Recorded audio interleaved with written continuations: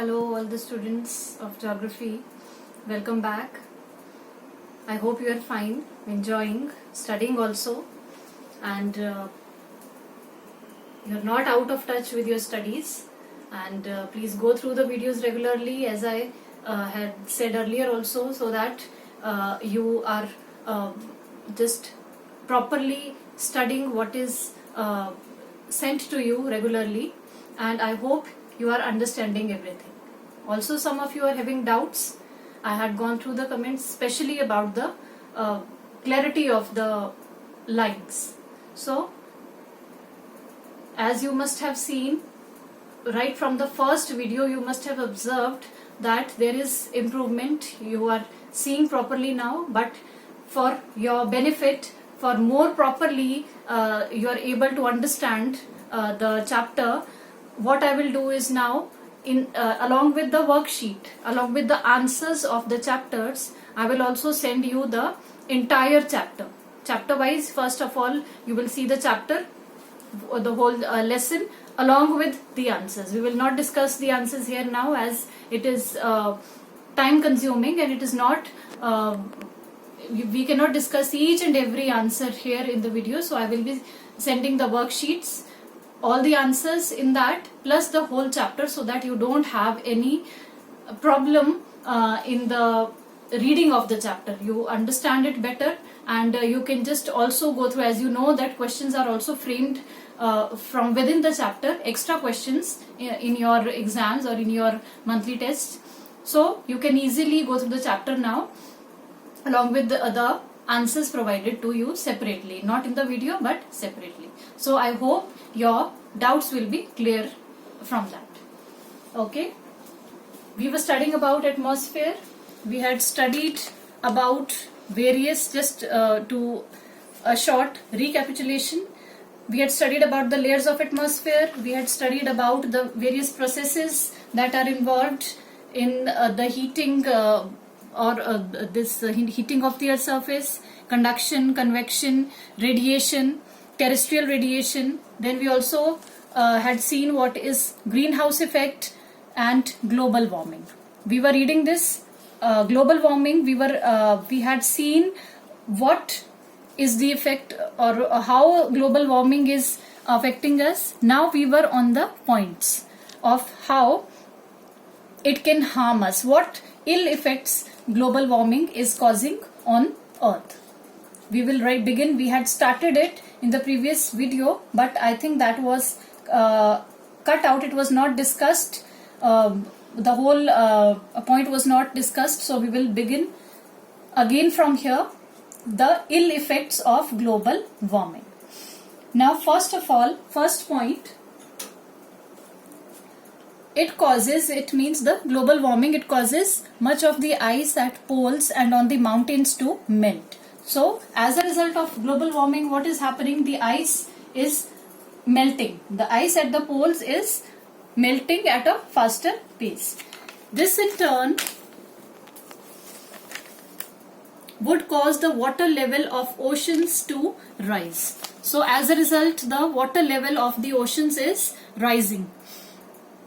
That you know very well how it is rising, means the water that is melting is coming down, crossing various levels, various stages, and finally reaching the stage of ocean, the last stage where the water finally merges with the water of the oceans, the water body, either the sea or oceans. So when these glaciers are melting, the water level, finally the water level is rising, the level of the oceans is rising, and as a result many islands and coastal areas are getting submerged under water. Already there are signs of this. For example, sea ice in the Arctic Ocean is melting earlier in the year and forming later. So as a result, this whole phenomena has got disturbed due to global warming. This Arctic Ocean, in the Arctic Ocean, the ice is melting earlier, means earlier than its usual time, and it is forming very, very late than its usual time. Glaciers across the world are retreating and that means becoming smaller. So glaciers are becoming smaller, means the ice is melting. The sea level too is rising, and similarly the sea level is rising. Second point, climate and rainfall patterns may change. Already many places are having long spells of drought or severe storms and floods at unexpected times. So the pattern of rainfall as well as climate is changing. It's written here may change. So it is changing in the present times. When there was earlier, when there was no rain in a particular, when it was not the time of rain, now we are getting rainfall in that unexpected time. There are storms, there are floods, etc. at unexpected times. The general rise in temperature may change the seasonal behavior of some plants and animals. Already in some places flowers are blooming earlier in the year and birds are laying eggs out of season when the chicks may not have enough to eat. In the north, so everything is disturbed. Northern hemisphere, in the northern hemisphere, some animals are shifting their home to cooler places further north, creating problems for the original animals of those places. The warming of oceans is killing corals, which give shelter to many sea creatures. It is also killing plankton, that is tiny creatures on which many sea animals feed.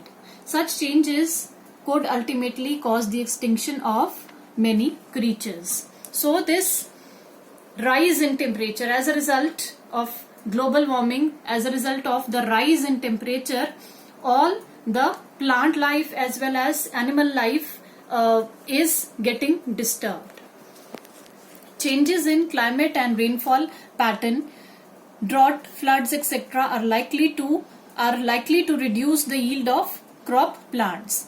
That may in future cause a food shortage for the human population. So again it is affecting the crops, and in future, in coming times, there may be a shortage of food and it will create great difficulties for human population.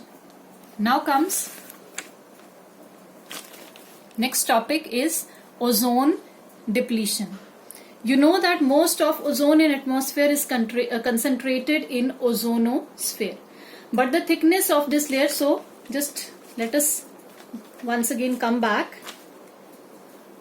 We had read about this layers of atmosphere and we will talk about now ozonosphere. So this is here in stratosphere, a part of stratosphere is known as ozonosphere, where there is this concentration of this ozone gas. So this part. So we will talk about ozone depletion now. So most of ozone in atmosphere is concentrated in ozonosphere. So in ozonosphere, this concentration of gas is there.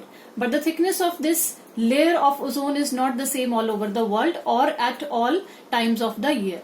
But the thickness of this ozone gas is not the same everywhere in all over the world, and also at all times of year. Maybe at the beginning of year, maybe at the spring season, it is the concentration of this layer is different, and maybe towards the end of the year the concentration of this layer may be different. So it varies according to the seasons and it varies according to the places. For example, in summer and October, when it is spring in southern hemisphere. Now we are talking about southern hemisphere. Just try to visualize your world map, and you know very well that in southern hemisphere we have less of land and more of water.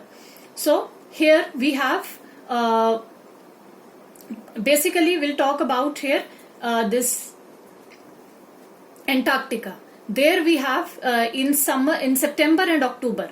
During these months in southern hemisphere, atmospheric ozone over south pole is destroyed and the ozone layer in this area becomes very thin. So during these particular times of the year, ozone is the layer of this, the concentration of ozone is very thin. it is destroyed and this layer becomes very thin. Such a thin patch is called ozone hole. So when this layer of the gas becomes very thin during these particular months of the year, in where, in which part? In the South Pole, in the southern hemisphere. So so this thin patch is known as ozone hole. It forms when weather conditions are ideal for certain chemical reactions in which compounds such as chlorofluorocarbons release chlorine, which destroy ozone. So during these times, in these weather conditions, in these months, that is basically they are saying during these months, the weather conditions are ideal for certain chemical reactions. Certain chemical reactions takes place in which chlorofluorocarbons release chlorine. So the chlorofluorocarbons, they release this chlorine, and this chlorine destroys the ozone layer. This chlorine is responsible for thickening the this ozone layer. Now these chlorofluorocarbons, these are man-made. Now how they are man-made? They are present in many kinds of sprays and cooling agents used in refrigerators and ACs. Now at your homes, you are using your refrigerators, and during summers you are using your air conditioners.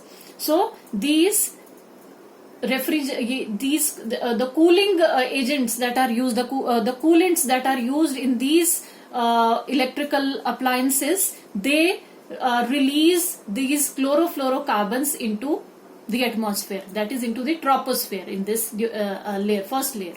So they reach troposphere, then they gradually move up to the stratosphere. So they are released from these appliances that are there at home, and then they move up to they reach this second layer, that is stratosphere. There they stick to ice clouds that form over Antarctica. So basically we are talking about this, we are relating this ozone hole to Antarctica here in the South Pole. So then they stick to ice clouds over Antarctica during intensely cold and continuous dark winters. So during winters, and why they are saying during winters? Because you know very well that the seasons, or when you are experiencing winters in northern hemisphere, you are having summers in southern hemisphere. So this is why they are saying during the winters. So these chlorofluorocarbons that are released, they stick to the clouds, ice clouds that are formed over Antarctica during this part of the year, during these seasons, these months of the year. When sunlight returns in spring, the clouds melt and CFCs on the cloud surfaces react to produce chlorine. So when the winters pass and spring season comes, these clouds, they melt, and what happens? These CFCs that are sticking to the clouds, they react. There is a chemical reaction and they produce chlorine, and thus this chlorine finally is responsible for destroying the ozone layer. So this chlorine is thickening the ozone layer, this gas. Now seasonal ozone depletion takes place at North Pole too. Now this similar phenomena, this depletion of ozone layer, this thickening of ozone layer, it happens in North Pole also. But it is much lesser because North Polar region has lesser land and the air over it does not get as cold as it gets over the South Pole. So there is less land in the North Polar region. Okay, don't mix it with the northern and the southern hemisphere, the land and water hemisphere. You have to understand that they are talking about polar, only the polar region, not the entire northern hemisphere, but only the polar region. So there is less of land and air over it does not get as cold as it gets over the South Pole, and also the air is not as cold. So fewer ice clouds are formed. So the cloud formation, ice clouds that are formed, they are very fewer as compared to the South Pole. So there is less of ozone depletion at the North Pole as compared to the South Pole. The greenhouse effect increases ozone depletion. It traps heat in troposphere and does not let it reach the stratosphere. Greenhouse effect is also responsible for the thickening of ozone layer. Now how? It traps heat in troposphere and does not let it reach the stratosphere. So due to this greenhouse, the heat is trapped within this troposphere and this heat is not reaching the stratosphere. So heat is entirely trapped here. As a result, what happens? This makes the stratosphere cooler, helping more ice clouds to form. So stratosphere becomes cooler and more ice clouds are formed there. So as a result, what happens? The ozone layer gets depleted. Ozone depletion allows more of sun's harmful ultraviolet rays to reach us. These rays can give us sunburns and skin cancers and also damage our eyes. So when the layer is depleted, so harmful ultraviolet rays, they reach the Earth's surface and they are very, very harmful for us in various ways. I hope this much is clear to you. What is ozone layer depletion? What happens in the atmosphere over Antarctica, and how this is harmful for us. Now, protecting the atmosphere. How we can protect our atmosphere? Here are some things we can do to protect the atmosphere and check global warming. First one, we can plant trees as this helps reduce global warming. So, plantation of more and more trees. We can try to save electricity as power generation burns fuels and increase global warming. So, save electricity. We can save electricity by turning off lights, fans, etc. and unplugging chargers, lamps, etc. when they are not in use. This is simple. I think you can understand it. Use energy saving devices such as LED light bulbs and LCD monitors also help. We can try to use lesser heating and lighting at home. For example, we could wear warmer clothes instead of using heaters in winters. So, instead of making unnecessary use of the electrical appliances, we should only use them when they are most required, not their unnecessary use, not their wastage. So this will save our electricity. Next is we can reuse and recycle things to save the energy used in factories to make these things. By reusing and by recycling certain things that can be reused as well as those things that can be recycled, we can save the energy. Now, energy, how we can save that energy means energy is required for making all those things in factories. So when we are reusing the things, we are recycling the things, that energy will be saved. We can avoid buying packaged food and bottled water, as this saves the energy needed to make these things. So packaged food as well as bottled water, they are also made by energy is required for making these things. So we can avoid using these things and thus energy will be saved. We can burn lesser fuel by using the car less. We can use public transport or a carpool if possible. Walking or cycling is even better. So avoiding unnecessary use of vehicles, that is cars, etc. when you can walk or you can cycle, that is the better option to save fuel. We should replace old refrigerators and air conditioners, especially those made before 1995, with new ones. So these old fridges and ACs, they should be, that are made before 1995, they should be replaced with new ones, because they, okay, it's mentioned here why. This helps reduce the production of CFCs. Even new air conditioners should be used as little as possible, because these older ones, they will they will release more chlorofluorocarbons. And also the new ones, if you are replacing them, you are using the new ones also. Those new ones should also be used according to our needs, not unnecessarily used.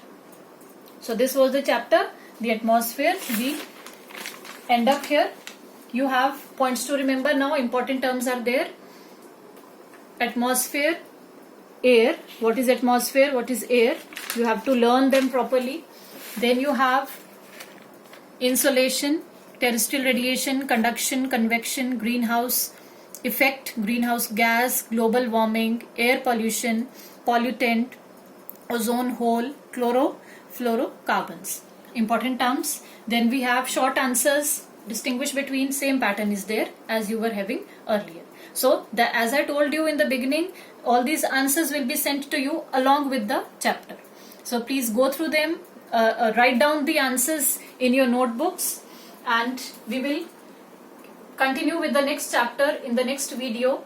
And please learn them, because they are these chapters that we have completed, they are a part of your unit test as well as your terminal exams.